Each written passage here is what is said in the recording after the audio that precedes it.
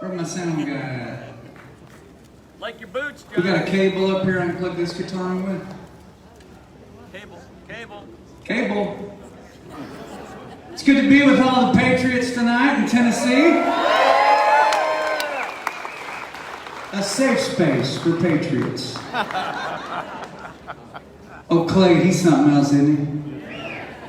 Fireball. Sorry, it's wobbly. I'm honored to be here, to being asked to be here. This is not a place I don't think I would ever be.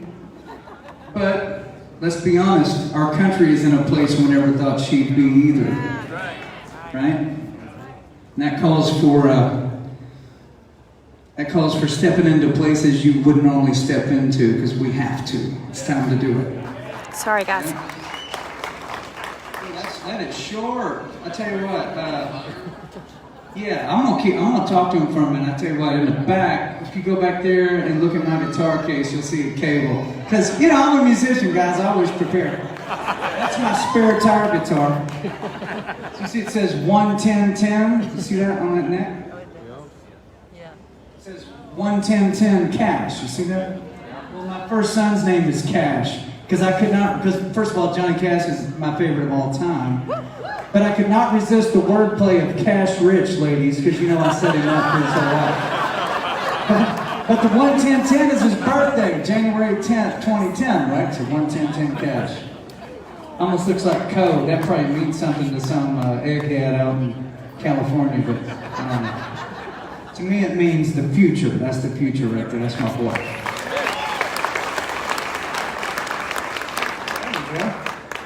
Thank you, sir. You didn't think you'd be doing the guitar tech work. I'm honored. Let's go. Brandon. Biggest cross. Let's see what happens.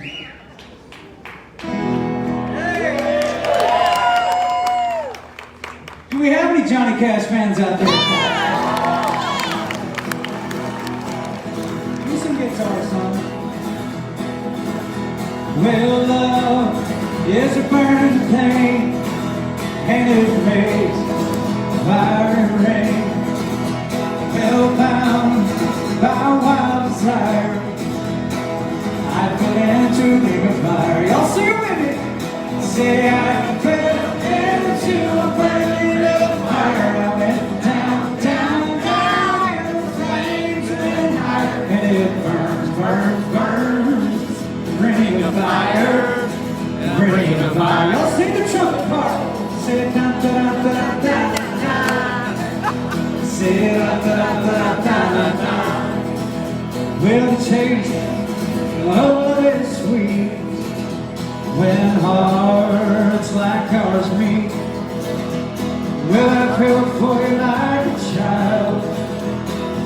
Oh, and fire and wild. Y'all sing it with me. Say I fell into a burning ring of fire. I went down, down, down, and the flames went higher. And it burns, burns, burns. Bring the fire, bring the fire. Yes, it burns, burns, burns. Bring the fire, bring the fire. Y'all see the trumpet part. Say da da da da da da da. Say da da da da da da. One more time. Say da da da da da da. Let me hear you, country people. Da da da da da da da. Put your hands together for Johnny Cash.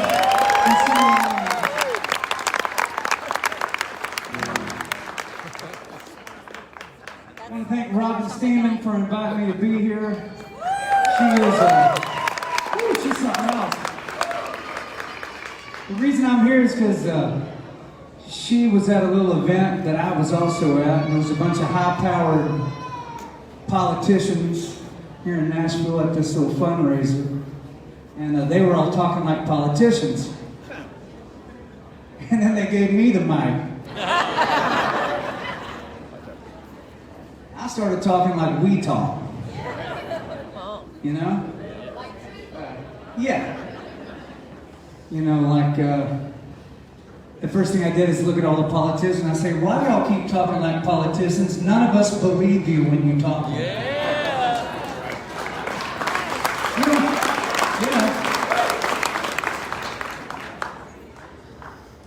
first of all, I also said this, Robin's just hearing this whole thing. I didn't know her when I was up on the mic. I knew her when I got off the mic because she walked up to me and said, wow, that was great. I said, anybody that is a career politician must have a mental disorder. Because who in their right mind wants to hang out with those people for their whole life? I mean, really? That's what you're doing with your life. 32 years in the Congress or whatever. Sorry. John Adams said the only people that should run for politics are people who detest politics. You should hate it. It's worth hating. You should hate it. And if you ever decide to step in, it's just so you can make a difference, try to fix something, and then get the hell out of there and let somebody else come in and put their skill set to work. And they can pick up where you left off. I mean, that's the history of our country, right? George Washington did not want to be the President of the United States. He didn't want that. Everybody's like, you got to do it, you got to do it. And he's going, I don't want to do it. You got to do it. No. Well, at some point he went, fine, if nobody else is going to do it, I'll step forward. If not me, who? And if not now, when, right? So he stepped in and he did it. This country has gone off the rails because it's our fault. It's our fault we're sitting in this room right now all pissed off about what we see going on in this country, in this state, in our county. It's our fault. My fault, your fault, our fault. Because we've been inheriting freedom for decades. Freedom itself has not actually been at risk, at real risk, since World War II. Not since World War II, when the greatest generation stepped up and beat Hitler and Japan and Mussolini all at the same time to save our freedom. So for all these decades, we've been coming along, generation after generation, and freedom has never actually been at risk for any of us until now. So all these years, the bad guys are out there and they're going, yeah, one of these days, just let them keep going to sleep. You guys just go to sleep. Just go to sleep. Have a nice nap. We're going to sit back here in the back room and we're going to weave together something and surround y'all with it. We're going to get the biggest companies and politicians and foreign countries and, oh, tech, wow, that's great. Yeah, the internet's here, perfect. Let's tie that in for sure. And they start getting together in their back rooms and having cocktails and cigars, talking about how they're going to rout America. They're going to transform it. You ever bought an old farmhouse? You know, you buy a farmhouse, you're like, yeah, that thing's pretty run down. I'm going to fix it up, right? I'm going to remodel the farmhouse. Have you ever said, you know what, Granddaddy, we just bought this old farmhouse. We're going to transform it for you. That would mean probably knock it down and build something new, right? No, we don't transform the farmhouse. You fix the farmhouse. They want to transform America. When's the first time you ever heard somebody say that on a microphone? Obama. Yeah. Remember he was standing in front of it looked like the Greek pillars of old, you know, the Olympics, the old Greek temple, and he's standing out there in that stadium. We're going to transform America. And we all went, he can't transform America. Oh, really? Why are we sitting in this room right now? Right. They've been sitting around figuring this out for many, many, many decades. And we have been asleep at the wheel. Right. Which is one of my favorite country bands. I should play one of their songs. But we're going to fix this. That's what we're doing here tonight. Give me a little more guitar, please, sir. I've played Save a Horse Ride a Cowboy so many times I can't hear a damn thing anymore. Should I play that song tonight before I go? I have to play that. So I had the very distinct honor. Honestly, if I was going to count up the biggest things that ever happened to me, this is, I don't know what's bigger than this. Outside of my personal life, this has got to be one of the biggest things ever. I got to interview Charlie Daniels 19 days before he died. Do you love Charlie Daniels in this room? You've got to Charlie.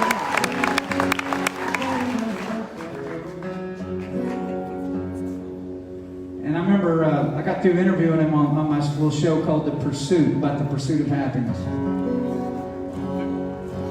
We got through interviewing, and he said, "Come over and let me show you this big stud horse I just bought." I said, "Okay." He's bragging a little bit, got this big old black horse. And he's leaning on the fence rail, chomping on his gum. Chomping. He looks at me and he goes, "You know what, John boy, I ain't gonna be around forever." I said, "Hell, I bet you'll hit 100. He goes, "Well, I might, but..."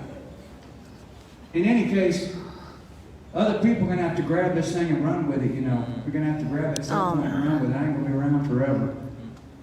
And then he was 19 days. He was off to heaven with his golden fiddle, playing it up there on the streets, you know.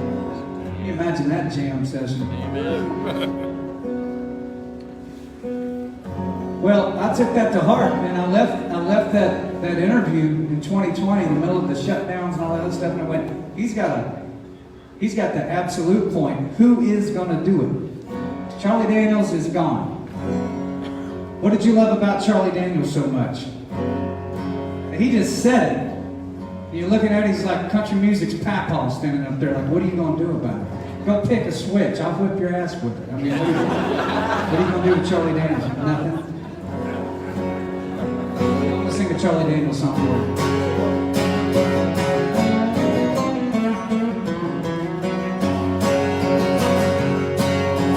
People say I'm no good, crazy as a loon. I get up in the morning and get down in the afternoon. Kinda like my old blue chip town, I'm about to lay around in the shade. And I ain't got no money, but I damn sure got it paid. And I ain't asking nobody for nothing if I can't get it on. You don't like the way I live and sing. Just leave this home air country boy talk.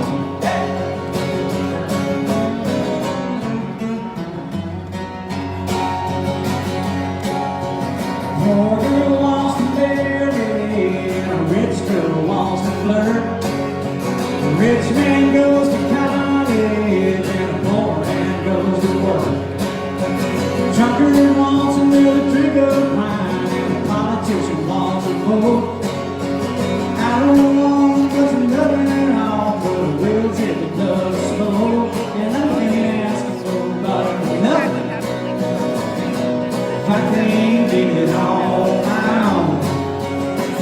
Hey, if you don't like the way I live, help me.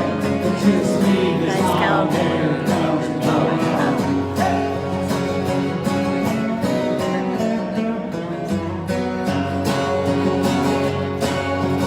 Preacher man talking on the TV, putting down a rock and roll. Wants me to make a donation, cause he's worried about my soul. Said Jesus walked on the water, and I know that is true. Sometimes I think that preacher man might do a little walking too. And I ain't asking nobody for nothing if I can't get it on my own. And if you don't like the way I live, just leave this long hair country boy alone. Hey, if you don't like the way I live, let me hear you.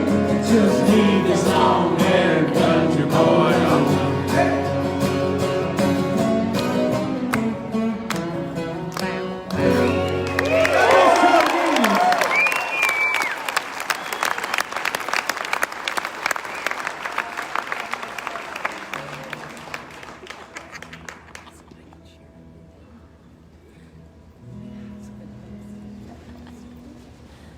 Think about the greatest generation. Why do we call them that? Save the world, right? Yeah. You know, all the young men went off to fight, and all the women and kids went into the factories. I remember my Granny Ritz telling me stories. She was 10 when it broke out. And she said, oh yeah, every day we're heading to school. And they tell all the school kids, that if you saw any scrap metal laying out in the ditches, grab it and drag it to the schoolhouse. She said, so I remember one day me and a couple of girls walking to school and found an old bumper from some old truck. And we just started dragging it and dragging. We were late to school, but we drug in this big old bumper. And they're like, good job, girls, sit down. It's time for school. The whole country. Listen, they had political differences back then, too. We've always had that since the very beginning. But when World War II broke out, that all went away. They stopped making cars and started making tanks and airplanes and bullets and rifles. And all the kids were dragging scrap metal, and all the women were in the factories doing whatever they could do. And without that effort, without America realizing that, hey, our differences down here are now being superseded by Pearl Harbor and Hitler and Mussolini. If they had not realized that, what would have happened? The Lord only don't want to think about it. Don't want to think about it. Can you imagine the world in 2021 if America had never been founded? What would it look like?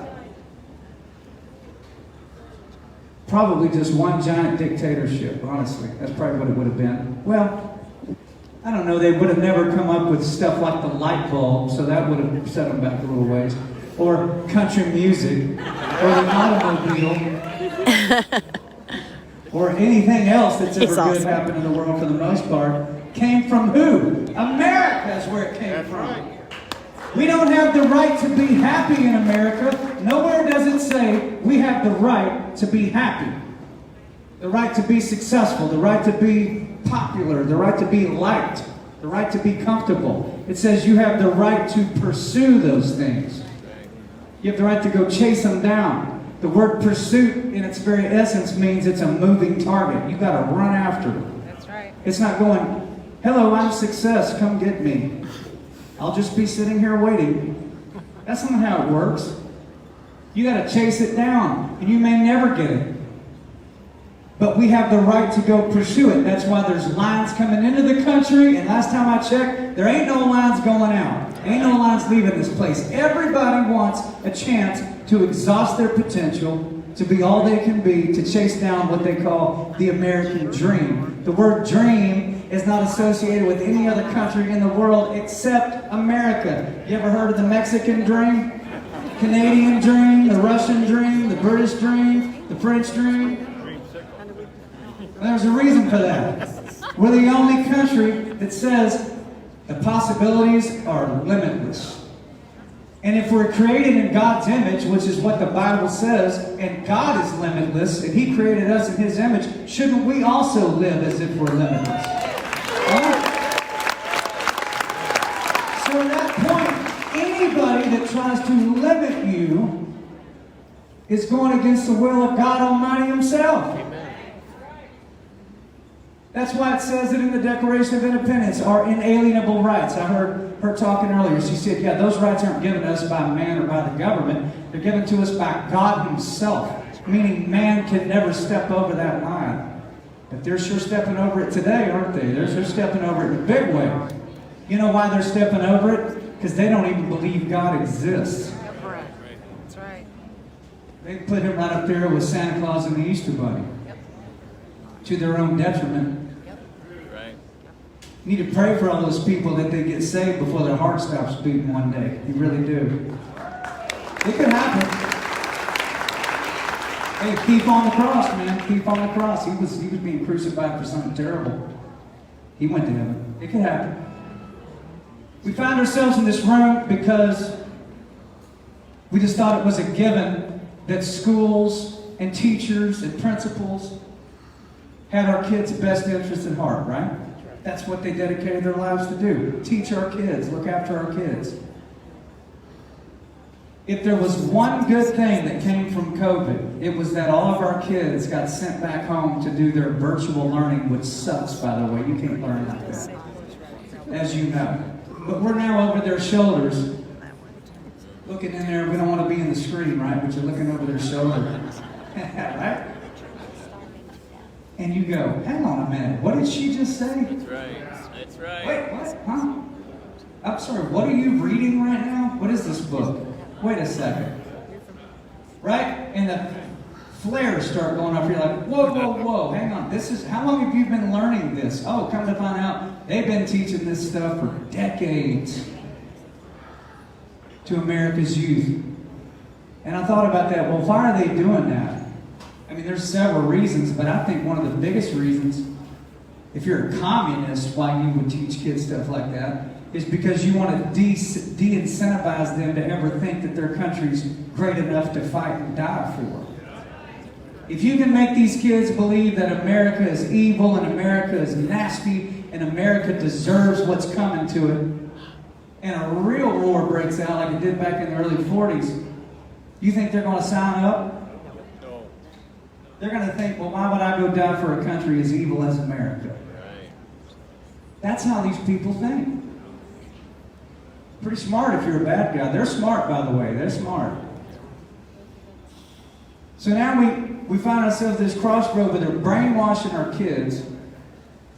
And in some instances, they're putting stuff in these libraries, as you guys are coming across, that is straight up porn. Yes. You guys run across these books? Why aren't they in jail? Yeah.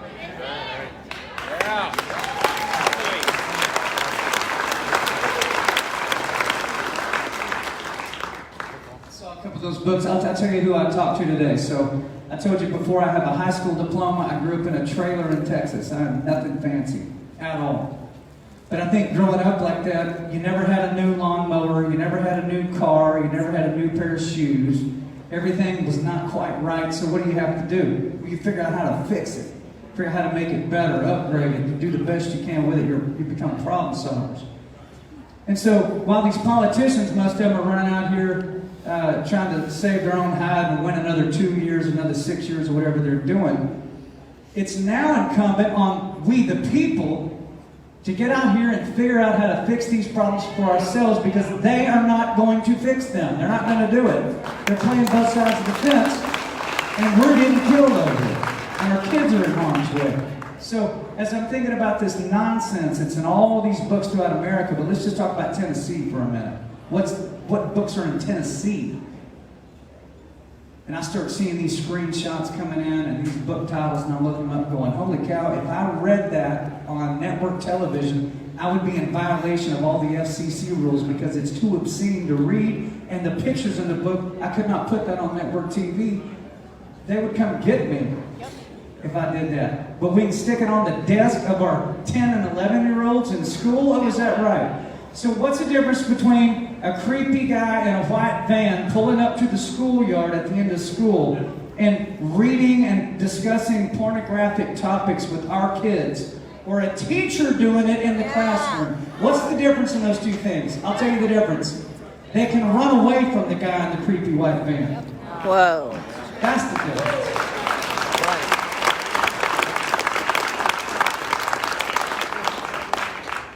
They got arrogant, these bad guys and girls. They got arrogant. They thought we'd stay asleep forever, but we didn't. The alarm clock went off. Now we're awake, now you got a problem. So, I started digging around today, and I thought, I wonder what the Tennessee statutes say about exposing children to obscene material. Would you like to know what it says? Yeah. It's on you. You can just look it up when you get home. I brought it. You tell me if they're in violation. It is unlawful for any person to knowingly sell or loan for monetary consideration or otherwise exhibit or make available to a minor any picture, photograph, drawing, sculpture, motion picture film, video game, computer software game, or similar visual representation or image of a person or portion of the human body that depicts nudity, sexual conduct, excess violence, or sadomasochistic abuse that is harmful to minors, or any book, pamphlet, magazine, printed matter, however reproduced, or sound recording, which contains any matter enumerated in Subdivision 1, which is the thing I just read, or that contains explicit and detailed verbal descriptions or narrative accounts of sexual excitement, sexual conduct, excess violence, or sadomasochistic abuse, and that is harmful to minors, is in violation of this statute. That is codified in the Tennessee statutes from 2019. This is law in our state. Send them to jail. This is the law. Go to jail. You don't have to debate anybody. This is the law. Next time you find a book like that, you document where you got the book and what school had the book, and you go down to the magistrate or the judge, you get a warrant, and you go back to that school, and you put a pair of handcuffs on them.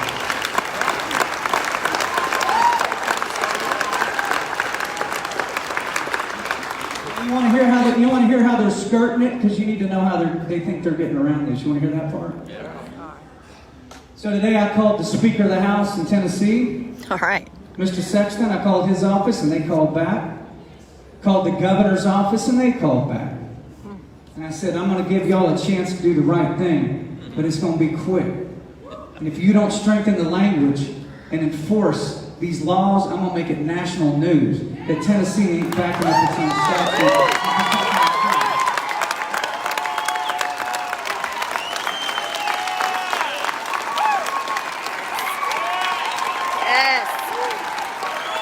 Run for mayor.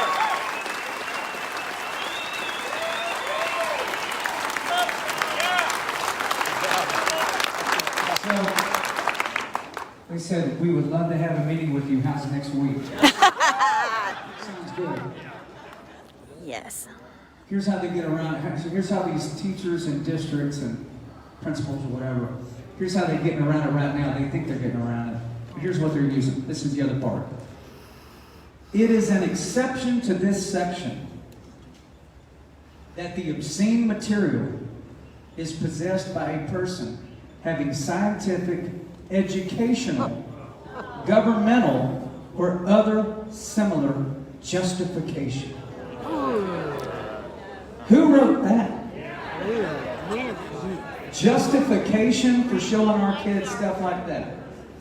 I'm sorry, there's a justification. So the teachers and the principals are saying, well, we're covered under that little thing because it's educational. You know what? I'd like to drag you into a court and let's find out if it's educational or if it's pedophilic. Let's figure out which one it is. Let's let a jury decide. You are not going to change anything with what's going on right now by yelling at them and screaming at them and whatever, and ranting and raving on social media. You're going to change absolutely nothing by doing that. You need to take the law that's already been written and exercise that law, and you need to lean on everybody that we've elected in this state. And if they don't respond the way we need them to and the way that they're supposed to, then we run them out of our state. Republicans included, all of them. Run them out.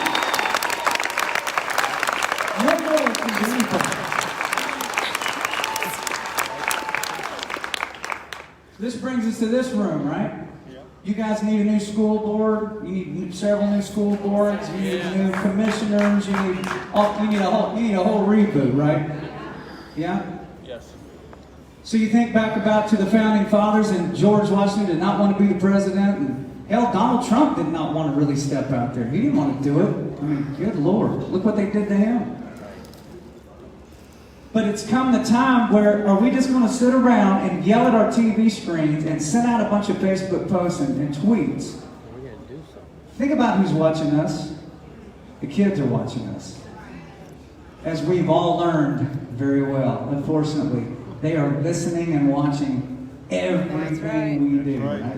Everything.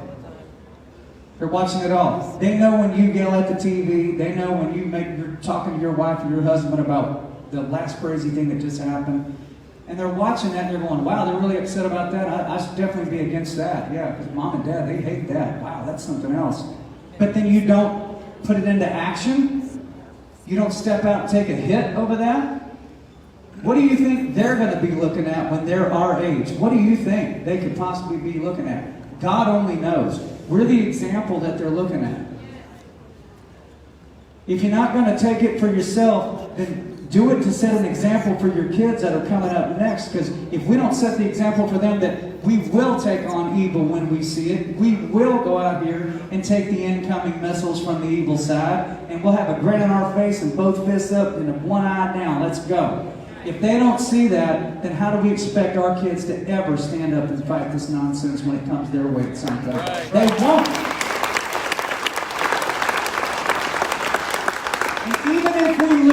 Even if we lose a bunch of these battles, at least you got integrity at the end of the day. At least you can sleep okay at night. And listen, I'm a country music singer, right? So Music Row, right out of high school, man. I mean, I went on the road at 18 years old. A van pulling a trailer all over the United States.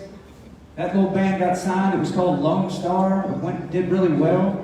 And I moved on from there, big and rich, and all this stuff happens. That was my whole life. About 3 years ago, I was the guy yelling at the TV. My kids are about right here. I'm yelling at the TV, and I'm going, man, I'd sure like to say something about that, but you know what?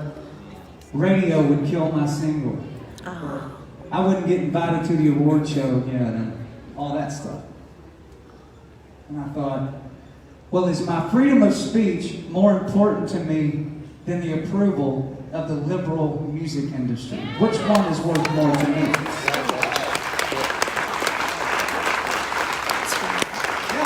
Yeah. I went, well, God, thank you for the career, because it's over. So, I'm doing it. I told my wife, I said, all right, starting tomorrow, I'm coming out swinging. She goes, what does that mean? I said, you'll see. You'll see. And I'm sorry. Your Facebook page is about to get absolutely hammered, but here we go. So I started swinging at them, and here they come, boy. Music Row, heads of record labels, other artists, John Rich, blah, blah, blah, blah, this stuff. And I'll be honest, I didn't like it. But then I remembered that verse in the New Testament, coming out of the mouth of the Son of God himself, when he said, I'd rather you be hot or cold, but if you're lukewarm, I will spit you out of my mouth. Yes. You want Jesus Christ spitting you out of his mouth? I don't. That's probably as close as he ever got to cussing. I bet if you heard it in Hebrew, it was probably a cuss word. Jesus was a redneck. He had to be. Come on. He's a country boy. The point is, if everybody likes what you're saying, you're not saying it correctly. If everybody likes how you're living, you're not living strongly enough. You should have detractors, especially in 2021, especially in this climate. There ought to be so much hate coming your way. It's a tidal wave of hate. It ought to be constant hate. That is the validation that you are having some impact out here. If there ain't no hate coming your way, then figure out what you need to do to get some hate coming your way. Bring it. They're bullies. They don't know what to do when you stand up and go, oh yeah, make me. There you go. They don't know what to do when you do that. They're like, well, we're going to call you a bad name. I go, and? What else you got? And just take it, bam, bam, bam. It's like a rock in your gut. You might have a little blood running out your nose. You're like, yeah, I'm still here. And we're about to take your job away from you, so I hope you enjoyed it while you had it. And you come in like an absolute patriot. You do not back up. Amen. We do not come from people who backed up from tyranny or evil. Never. Americans were built on the backs of fighters and never the best people. Remember where we come from. Remember it. Liberty or death. That was not a hashtag. That was not a bumper sticker. That is the attitude and commitment it took to build this country that we're all fortunate enough to live in right now. And so who are we to say, well, we know what the truth is and we know we should run for that seat. We know we should change this out. But man, my Facebook page, really, that's over. That has to be over. We cannot care about that stuff anymore. It has to be over. It has to be over right now. We have to start making moves. That's why I'm in this room, because I feel just like y'all feel. My kids ain't even in this county. It doesn't matter. Kids are kids are kids. We got to protect our kids. Can I get an amen on that?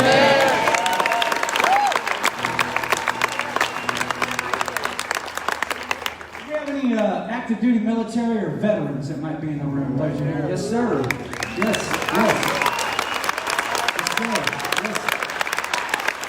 We'd like to say thank you for your sacrifice and your service for this great country, the United States of America. We wouldn't have a country without you.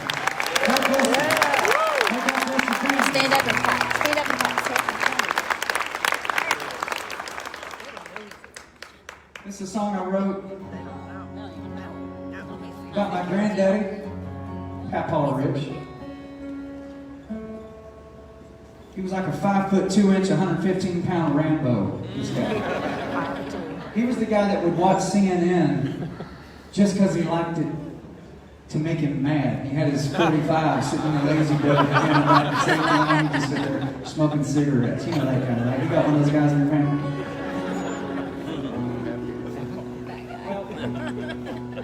He's from Glasgow, Kentucky originally. And you know how your granddaddy is. He'll tell you the same story 500 times, like he's never told it before and you've heard it all these times. But it's such a great story, you can't wait to hear it again. You're like, no, I don't know that, but tell it to me again. He's 17 years old, living in Glasgow, Kentucky. He says, John, there's this train that rolls through Glasgow. My whole life that train come through, dropping off, firewood and groceries and whatever. He said, but when the war broke out, the train came through and it was loaded down with caskets. He said, in those caskets were my uncles, my cousins, kids I went to school with, kids I farmed with. And I was so mad that I couldn't sign up and fight because I was only 17. He said, I can run, I can jump, I can shoot, put me in. Sorry, Bill, you're only 17. So he had his older sister act like she was his mother and walked him down and signed him up for the U.S. Army at 17 years old.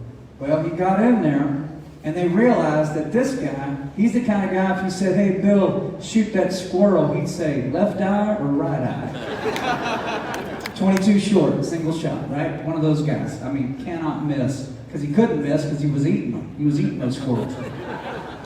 They got him in there, and they realized this guy who was 5'2", 115 pounds, soaking wet, and literally unafraid of anything and absolutely vicious. All he wanted to do was kill every last person that sent those caskets to his hometown. All of them. He wished he could have killed them all. So they said, wow, we've got a job for you. It's called a tunnel rat. So what those guys did in the Pacific, they would send in a little guy like my granddaddy into a cave with a short-range flamethrower and a grenade belt and a 45, and his job was to flush the Japanese out the other side of the cave. That's a job. He loved it. Because he was, woo-hoo, By the time they let him out and sent him back home, which was a little over 2 years he was in there, this guy had 6 Purple Hearts. 6. They just kept patching him up and sending him back in because there weren't too many guys that were that small that could go do that job. So he gets back home, hooked on morphine for 2 years, weaned himself off of that, became a farmer, met my Granny Rich, and that's the rest of the story. So when he died, one of my greatest regrets, I should have written this song while he was alive and sung it to him. Wrote this song about a month after he died. I'll dedicate this to all of our vets, to all of our active duty. Dedicate this song to all the boys and girls overseas in harm's way this very second. And finally, I dedicate it to the 13 that never came back from Afghanistan. God bless those families and God bless them. This is called The Man.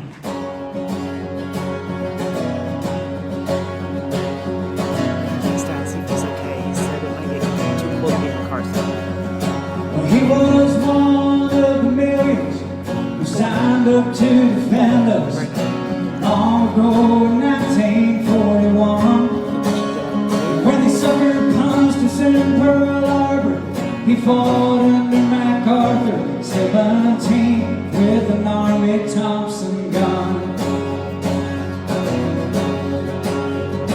Well, he stormed a lot of beaches, slept in jungles with the leeches, and saw things a young man should never see. And when they shot him in the shoulder, he got back up and he marched forward, left a lot of brothers dead and coagulated. And if it wasn't for the good Lord and the man, there wouldn't be a breath of freedom in this land. When I see people on my TV take a shot at Uncle Sam, I hope they always remember why they can. Because we'd all be speaking German, living under the flag of Japan.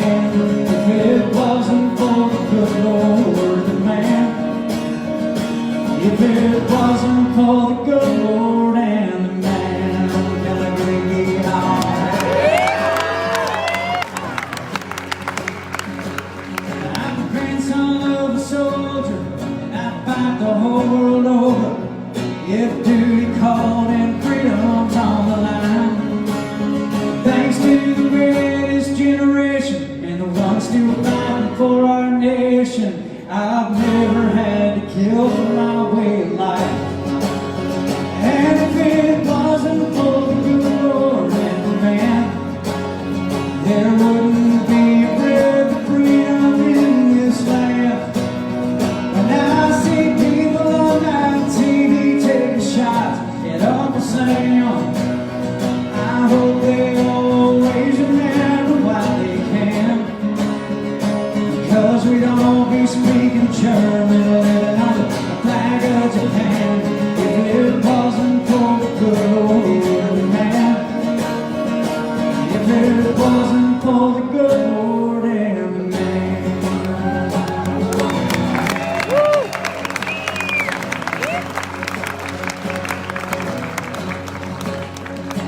He was one of the millions who signed up to defend us long ago in 1941. When they sucker punched us in Pearl Harbor, he fought under MacArthur 17 with an Army Thompson gun.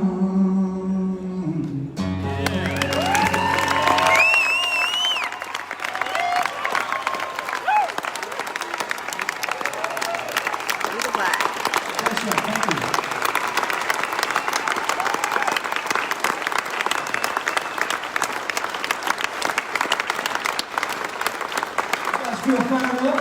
Yeah! Somewhere in this room, there's people right now, and you're thinking about it. You're thinking about running for those spots, aren't you? I'm gonna put you on the spot. Is anybody in here thinking about making a move? No. Yep. Good. I hope y'all have to primary each other. You gonna do it? You gonna do it? Yes! What are you gonna do, sister? What you gonna do? Hell yeah!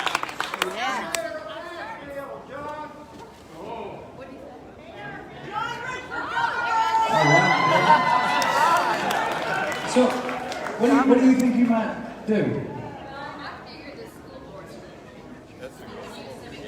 She Yes. Where is she? County commissioner, I like to She say is. that.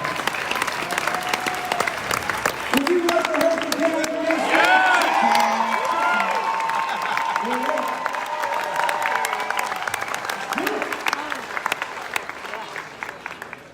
You gotta think they're pretty scared on the other side right now. Oh, yeah. Like they're going, uh-oh, It's gonna we be woke them up. We went too far. Uh-oh, oops. Oops.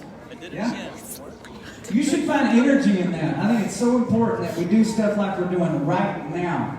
You know, the other side's been doing stuff like this. They all get together and talk and hang out, and they figure out what they're going to do, and we just go to work every day and raise our kids every day, right? We thought it was covered, but it wasn't covered.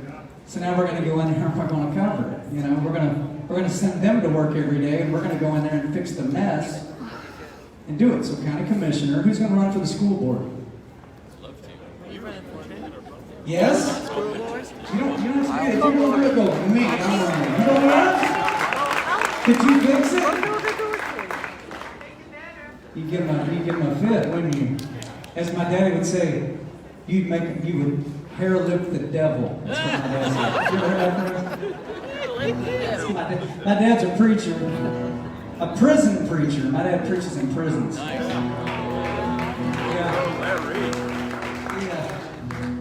He's not big on the big fancy preachers. He's not into that. My dad preached at 32 Mardi Gras in a row with a guitar around. No, right? It sounds hilarious. So think about it. He's standing down there on a French Quarter with a guitar around his neck, kind of like this, by himself, singing gospel songs and preaching as the parades are going by. And there's a picture of my dad I have hanging on my wall, and I never knew what I was exactly looking at until several years back. I said, "What is that all over?" I said, "What is that all over your clothes and guitar?" He goes, "Spit." I said, "That is spit?" He goes, "They spit on me from head to toe 32 years in a row." I said, "Why did you keep doing that?" He goes, "Because every now and then one person would stop and want to know what I was talking about." Every now and then. That's a preacher. Any questions for me? I mean, I know it's not a question and answer kind of thing, but Will you play another listen. song? Yes, ma'am. Will you please run for governor? I run for governor.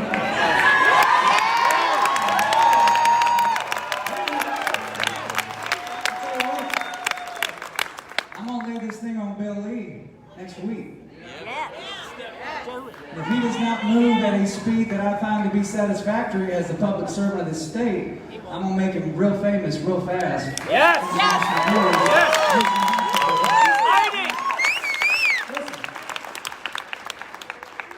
I think he means well. He's not exactly as doesn't lay the law as hard as I like to see it get laid down, you know. I think he plays a little nice. But let's give him an opportunity when I drop this on the desk and go, these people are breaking the law and they are assaulting our kids. Fix it. Right? That's what I'm going to tell him. I go, here's all the info. By the way, why do I have to bring you this information? This is your statute. Penny Schwinn. Right. Fire. So Sexton's going to have a shot at it. Governor Bill Lee's going to have a shot at it. Let's give him, what do you think? We give him 2 weeks? Yes, tops. 1 week. 1 week. Less than that? Till Thanksgiving. Couple days. I think I'll give him 2 weeks. We'll stand behind you. Give them till Thanksgiving. Pardon? Penny Schwinn?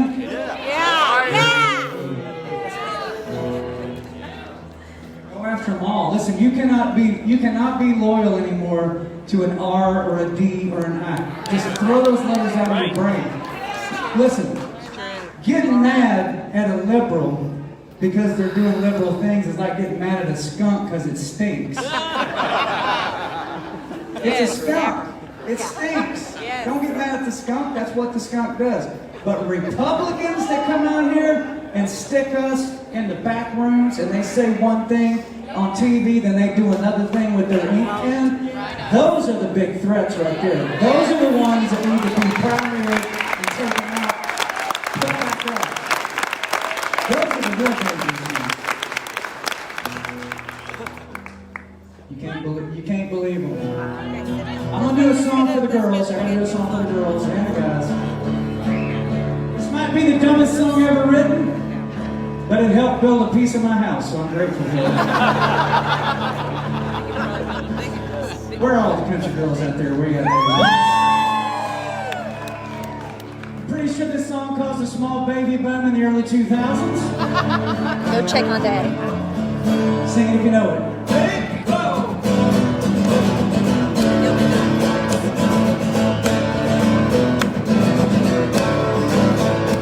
Yeah, when I walk into the room, passing out $100 bills and it kills and it thrills like the horns on my Silverado grill.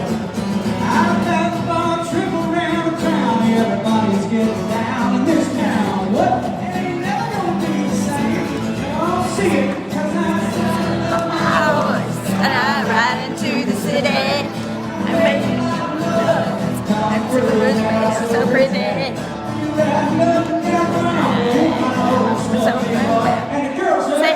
Say, oh, let's ride a cowboy. That's it.